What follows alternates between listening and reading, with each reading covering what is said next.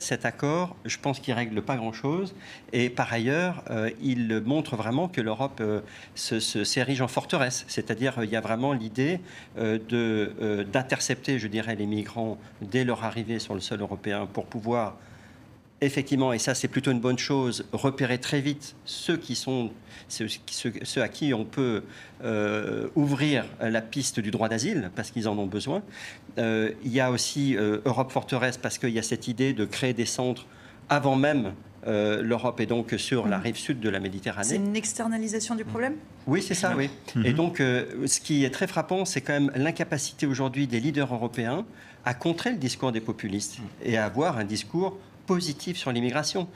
Effectivement, les opinions sont très formatées. Enfin, il y a une espèce une idéologie qui s'est répandue et qui fait qu'aujourd'hui, l'opinion est persuadée qu'un bateau de migrants, c'est l'invasion de l'Europe. C'est vrai que finalement, l'agenda est pour l'instant donné par les partis populistes et les partis d'extrême droite.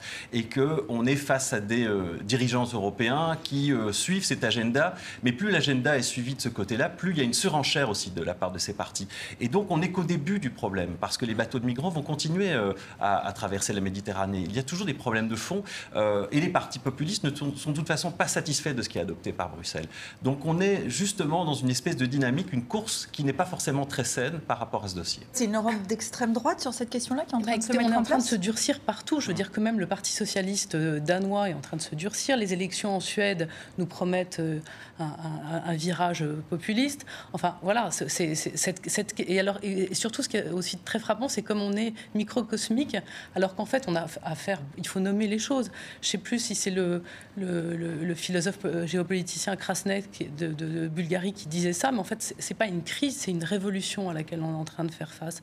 C'est-à-dire une espèce de mouvance énorme qu'on comprend de gens déshérités qui veulent accéder à un territoire privilégié. Et voilà, comment on va gérer ça, comment on va partager les richesses, comment on va redéfinir tous les biens de cette planète, c'est une question énorme en fait. C'est une remise en cause totale du rapport de l'Europe à son voisinage, de ce qui se passe dans la rive sud et est de la Méditerranée, des modèles économiques qui ont été imposés à certains pays, je pense notamment au Mali, au Niger, à d'autres pays comme ceux de l'Afrique de l'Ouest. Certains pays qui sont aujourd'hui dans une position d'impunité alors que le problème vient aussi de chez eux, je pense notamment à l'Érythrée ou au Soudan du Sud. Voilà un pays qu'on a divisé, on a dit que ça allait amener la démocratie et résultat, on a un flux constant parce que ce sont devenus des situations de crise. Et ce qui me choque aussi dans ce qui a été dit dans ce Conseil, c'est finalement la stigmatisation, l'injonction adressée à l'égard des ONG. C'est scandaleux. Elles sauvent aujourd'hui, ces ONG sauvent l'honneur, si j'ose dire, de l'Europe. Elles font ce qu'elles On les peuvent. accuse de faire le jeu des passeurs. Tout le monde fait le jeu des passeurs à ce moment-là.